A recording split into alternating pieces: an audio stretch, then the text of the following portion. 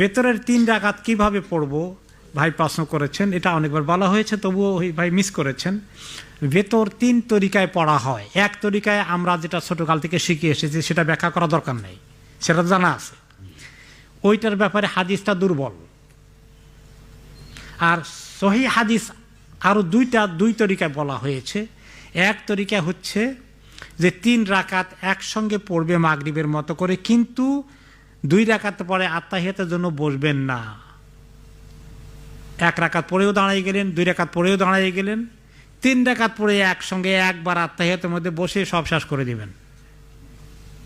বুঝতে পেরেছেন? এটা একটি সুন্নত, নবী করিম সাল্লাল্লাহু আলাইহি ওয়াসাল্লাম এই তরিকায় পড়েছেন, সহিহ হাদিসে প্রমাণিত। আরেকটা তরিকা হলো যে তিনি 2 রাকাত পড়ে সালাম ফিরিয়ে ফেলেছেন, তারপরে আবার 1 রাকাত উঠে 1 রাকাত নিয়ত করে কমপ্লিট করেছেন। তে 2 আর 2+1 করে 2 এবং 1-এর মাধ্যমে শেষ করেছেন। এটাও উনি আমল করেছেন। এই দুটোটা উনি বেশি করে আমল করতে, কোনো সময় 2+1, কোনো সময় all 3 in 1 go, এই দোনোভাবে তিনি সহিহ তরিকায় হাদিস আসে প্রমাণিত হয়েছে। এই জন্য আমরা এখানে আমল করছি 2+1, তাই না? আলহামদুলিল্লাহ।